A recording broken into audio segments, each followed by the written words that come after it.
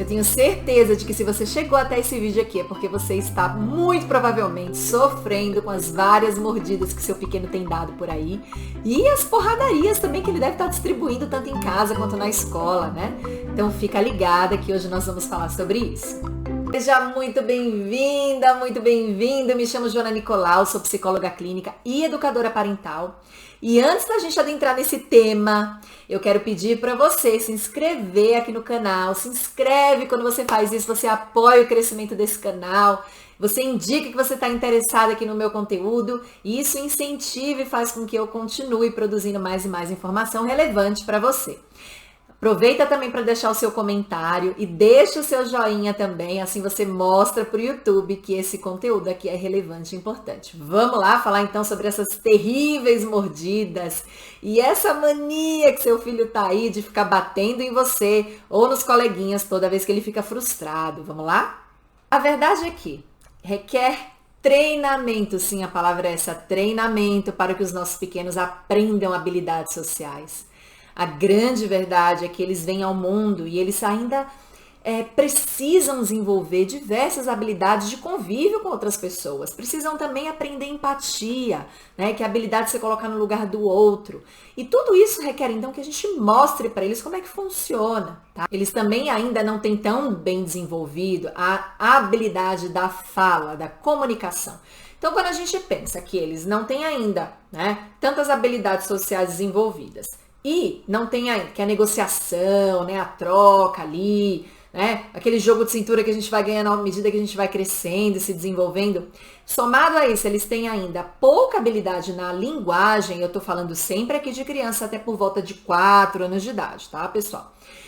Quando a gente soma esses dois fatores, a gente tem a receita perfeita para que essa criança se frustre. Ela fica frustrada porque talvez ela não consiga comunicar algo, ela não saiba ainda como fazer. Além de não saber comunicar, ela não sabe também o que fazer, o que é socialmente aceitável para que ela pegue um objeto, um brinquedo que ela deseja que está na mão do outro. Então, o que isso nos diz? Isso nos diz que, primeiro, a gente precisa ter consciência do momento da fase de desenvolvimento que essa criança está. E 2, tendo isso em mente, como é que você, pai e mãe, pode ajudar e direcionar, orientar o seu filho para que ele demonstre o que ele quer de formas mais produtivas, que não sejam necessariamente através de morder e bater. Quando você pensa aí que você está lidando com um pequenininho, até por volta dos 3, 4 anos de idade, o que é muito importante ter em mente? De que talvez eles demonstrem, sim, todo e qualquer tipo de frustração através de um ato que nos pareça agressivo, tá? Significa que por entender agora que faz parte de uma etapa do desenvolvimento, a gente vai simplesmente deixar nossos filhos agirem dessa forma? Não, de forma alguma. Isso não é o que deve acontecer, tá? A gente precisa, sim, de uma maneira gentil, porém firme ao mesmo tempo, mostrar para eles quais são esses caminhos para que eles desenvolvam e ultrapassem essa etapa de maneira saudável, sem que eles ganhem rótulos, tá? Muito importante a gente focar em não rotular essa criança. Muitas vezes a gente fica tão frustrado com a frustração dos nossos filhos que a gente chama eles de feio, de maldosos. E não é isso que vai fazer com que eles não mordam mais, não batam mais. Pelo contrário, se a gente demonstrar uma frustração muito intensa diante dessa dificuldade que eles estão apresentando, é muito provável que esse comportamento vá se intensificar e demore a cessar. Essa fase, então, pode demorar mais tempo para passar. Então, em primeiríssimo lugar, prestar atenção em como você está se sentindo, em como você reage diante de toda essa etapa, né, do desenvolvimento que a criança está passando. Morder, por exemplo, é um tipo de agressão infantil que coincide com o desenvolvimento da fala. Então, por volta ali dos 14 meses até os 3 anos e meio, né, 4 anos de idade, esticando ali no máximo, é a fase em que a criança está ainda adquirindo habilidades com relação à comunicação. Então, imagine só, pense você tentando aprender uma nova língua, você adulto. E você não consegue falar você não consegue se expressar ainda. Imagine o quão frustrado você pode ficar se você está num país estrangeiro e ninguém consegue entender o que você está tentando falar, tá? A criança, ela passa pela mesma sensação, tá? E aí ela pode ficar intensamente frustrada quando ela quer expressar algo e ela não sabe como. Então isso pode vir em forma de um impulso, ou seja, é involuntário involuntário, simplesmente vem uma vontade muito grande, um impulso, tá? E ela, morde. Então, é muito importante que a gente possa olhar dessa forma, porque aí fica mais fácil. Eu sempre falo, quando a gente traz a consciência, esse entendimento do que é, do porquê que a criança está se comportando dessa forma, fica muito mais fácil da gente ficar em paz com a gente mesma, da gente conseguir, então, lidar com a nossa própria frustração, porque é muito comum que os pais falem, meu Deus, eu fico muito nervoso de ver meu filho mordendo o irmão, mordendo o amiguinho. E sim, é natural que você fique assim, tá? O morder e o bater é uma das ações que as crianças fazem que mais frustram os pais, né? Mas quando você traz isso ao nível de consciência, de que, ok, é uma etapa do desenvolvimento, ele tá agindo assim porque ele tá nervoso. Ele não sabe como negociar, ele não sabe como explicar. Talvez, mas meu filho já sabe se comunicar. Ok, ele pode até já saber se comunicar bem, comparado a outras crianças. Mas não necessariamente ele tem ainda desenvolvido a habilidade social de negociar, por exemplo, tá? Então ele pode ficar extremamente frustrado, porque ele acha que ele pode simplesmente pegar aquele objeto da mão da outra criança e tirar, né? E ele não sabe lidar com isso, tá? Então vem a frustração, e aí vem a mordida e vem o tapa também. Tem algumas coisas que você, como pai e mãe, pode fazer para ajudar seu filho a navegar por essa etapa, porque à medida que ele for ganhando mais habilidades aí, tanto as habilidades sociais quanto as habilidades da fala, esse comportamento, esse tipo de agressividade, ela tende a ir diminuindo, tá? Então é esperado que você veja que à medida que ele cresce, esse comportamento vai diminuindo, tá? Então, algumas coisas você pode ficar atento, né, ali no dia a dia com a sua criança. O que você pode fazer? Observar quais são os padrões, né? Em que momento seu filho ou sua filha tende a morder ou a querer bater? É em algum momento em que ele está com fome? Que ele está cansado? Que ele passou por alguma atividade mais intensa, né? E que isso tenha deixado ele mais excitado, mais estressado? Tá? Então observa, começa a entender esses padrões e aí você começa então a se antecipar. Se você está percebendo que ele está cansado e que isso normalmente é o que leva ele a dar uma mordida, então você já recolhe o seu filho para que ele possa descansar. Se é fome, então você já se antecipa, já oferece alguma comida para ele, tá? Um lanchinho, se é a hora do almoço, você antecipa a hora do almoço, da refeição, tá? E uma outra coisa importante também é pensar que as crianças, elas vivem muito ali no mundo da imaginação e da fantasia. Então, às vezes, observa se de repente ele não está mordendo, né? Porque ele observou que o animal de estimação da casa faz isso. De repente, você está com um filhotinho lá de cachorro e ele está mordiscando tudo e todos. Aí a criança vai e começa a imitar isso também, tá bom? Então, fica atento a esses dois tipos aí de interações que você pode ter com seu filho, né? Que uma é a antecipação para entender o que é que pode estar surgindo aí como um padrão, e o outro é se é algum efeito ali da imaginação dele, se ele viu algum animalzinho fazendo isso, se ele assistiu até num desenho. Então, ficar atento a esses dois fatores aí. Agora eu quero te contar sobre o que fazer quando o seu filho já mordeu ou quando ele já bateu. Te falei, então, o que você deve fazer, então, para tentar antecipar, para prevenir que isso aconteça. Mas e agora? Aconteceu. O que eu faço, então? Então, confere essas 3 dicas que eu vou dar para você. Número 1. Evite que novas lesões possam acontecer. Então, muito calmamente, respire fundo, tente agir de forma neutra, imparcial. Haja de forma rápida, separe as crianças e acesse rapidamente a gravidade da lesão, tá? Tente sempre trazer gestos que sejam amáveis, tá? E neutros, porque é muito importante que eu vou dizer aqui agora.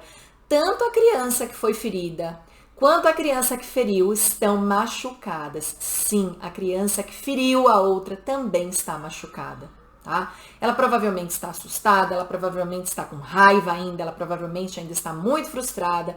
Então é muito importante que a gente tente ao máximo controlar a nossa própria frustração. Eu sei que é difícil porque eu também já passei por esse lugar. Aliás, eu vivo atualmente esse mesmo desafio, porque eu tenho gêmeos de 1 ano e 11 meses, quase 1 ano e 11 meses, e eu sei o quão difícil isso pode ser. Mas é muito importante que a gente tente olhar que a nosso papel ali é como adulto responsável, que vai ajudar essas 2 crianças a lidar com esse evento.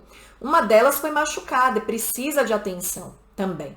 Está ali com sentimentos feridos. E a outra que agrediu e que machucou, ela também está ferida. Porque a gente sempre precisa pensar da seguinte forma. Ninguém faz algo que machuque o outro sem sair de um ponto de partida em que essa pessoa está chateada e magoada também por qualquer motivo que seja. Talvez não seja relevante ou não tenha alguma lógica e sentido pra gente na hora. mas para aquela criança teve. Ela provavelmente ficou chateada por algum motivo, se sentiu ferida emocionalmente e não soube lidar com aquilo, e no impulso, ela não sabe ainda controlar esse impulso, lembra? Eu já falei sobre isso em outros vídeos, vou até reforçar aqui também. A parte nossa que controla as emoções e que traz essa racionalização dos impulsos que todos nós temos é o neocórtex, tá? Essa parte frontal aqui do nosso cérebro. A criança só tem isso desenvolvido lá pelos 25, 27 anos de idade. Então, olha, outro ponto aí que a gente traz a consciência. Quando eu tenho essa consciência, eu sei que, opa, eu preciso ajudar esse pequenininho aqui a lidar ainda. Ele não tem essa habilidade, ele ou ela não tem ainda essa capacidade de regular esse impulso, de autorregular essa frustração, né? O autorregular é que é trazer o equilíbrio. Opa, eu tô frustrado, eu vou bater. Não, eu não vou bater, eu não vou morder. Eu vou negociar, eu vou conversar, eu vou pedir, né? Eu vou tentar de outras formas, eu vou para outro objeto, eles não conseguem fazer isso ainda, tá? Então evitar que novas lesões aconteçam friamente, o máximo que você conseguir e de forma amável, ajude essas duas crianças. Uma delas você vai ver o quão machucada ela tá e você vai prestar ali o socorro para ela, e a outra você vai, de forma muito amável também, tentar acalmá-la e entender o que aconteceu, o que levou ela a fazer isso e ajudá-la também a reparar o que foi que aconteceu. A segunda dica, que eu já adiantei um pouquinho falando aqui antes, é envolva as duas crianças no processo de cura. Acho que uma informação que é muito importante a gente saber é que a criança que mordeu é a criança que está em maior risco ali de uma possível contração de alguma infecção, de alguma doença que seja, se a gente pensar nos casos mais extremos, tá? Isso ajuda, então, para que a gente olhe para essa criança também como uma criança que precisa ser cuidada nesse sentido, tá? Então é importante evitar que essa criança entre em contato com o sangue, se houve sangue, tá? E olhar para as duas com esse olhar amoroso, né, imparcial, dizer em poucas palavras nada de mordida, né, de forma firme, gentil e amorosa, tá? E envolver essas duas ali no processo de cura, lembrando de novo, né, repetindo, reforçando que a que mordeu também está ferida emocionalmente, né, não fisicamente, mas emocionalmente. E talvez até fisicamente também, porque às vezes foi um ato que gerou o outro, uma bateu, outra mordeu, né? Mas pensar nessa questão do emocional, que é muito importante, e cuidar da outra que está ali machucada fisicamente, emocionalmente, porque ficou magoada, triste com o que aconteceu. E a terceira é mostre compaixão, novamente, para ambas as crianças, tá? Ambas estão com sentimento ferido. Ajude a que machucou,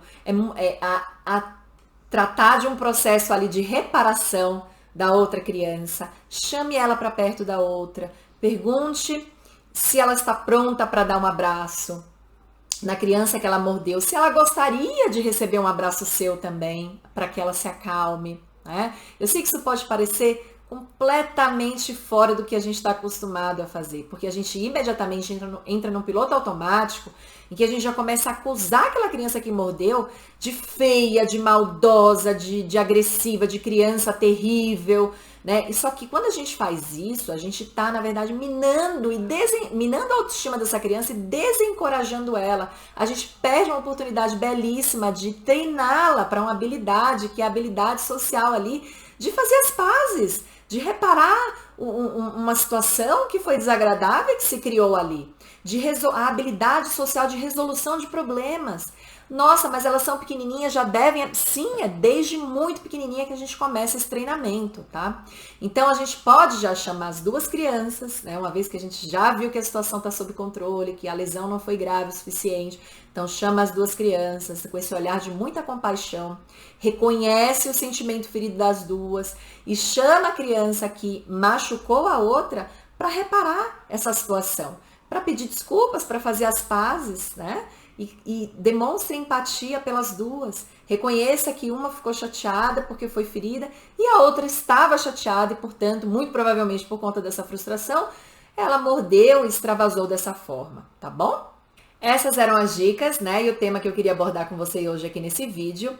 Um ponto muito importante, se até por volta dos 3 anos e meio, esse comportamento persistir, vale a pena levar a criança para avaliação de um psicólogo, tá? Do pediatra de sua confiança, ou ou de um fonoaudiólogo também, para entender como é que está a habilidade de comunicação da criança. Muitas vezes ela pode estar ela pode estar se frustrando muito por não conseguir expressar algo, tá, de maneira apropriada, se fazer entendido. Então, o apoio de um profissional especializado pode ser de grande valia nesse momento, tá? E por último, para fechar, realmente é lembrar vocês e trazer essa informação, trazer mais um ponto para consciência, que às vezes a gente não está ciente de tudo isso, né? De que a criança ainda ela não nasce com o senso de empatia, a capacidade de se colocar no lugar do outro, de sentir a dor e a tristeza, o sentimento do outro. Então, não se assuste se muitas vezes você observar o seu filho tendo algum ato de morder, de bater, e parecer que ele ou ela é fria em relação à situação. Muitos pais me trazem essa questão: Joana, nossa, mas parece que minha filha não tem remorso, parece que minha filha não sente que me chateou, que chateou o amiguinho, etc. Isso é completamente esperado e normal. Até lá por volta dos 3 anos e meio, 4 anos e meio, né, de idade, é aí que ela vai estar pronta cognitivamente para começar a desenvolver plenamente esse senso de empatia, tá? Então é muito importante que o treino, sim, a palavra é treino, né? Porque eles precisam exercitar essas habilidades, comece desde já, tá? Então aproveite essas situações que são de desafio para ensinar, né, a sua criança sobre se colocar no lugar do outro, né? A mostrar o que é o sentimento de tristeza, o que é o sentimento de raiva, começar a nomear essas emoções também, para que ela vá se preparando, e aí então quando ela alcançar a idade de amadurecimento suficiente, ela vai assimilar isso tudo com maior facilidade e rapidez, tá bom? Bom, fico por aqui hoje. Essa era a mensagem que eu queria passar para você. Se tiver alguma dúvida, comentário, se tem algum desafio específico aí que tá difícil para você de lidar, vou ter o maior prazer em receber o seu comentário e ajudar. Fico por aqui hoje, deixa o seu joinha, se inscreve no canal se você ainda não se inscreveu. E é isso, um beijo enorme para você e para toda a sua família. Até a próxima!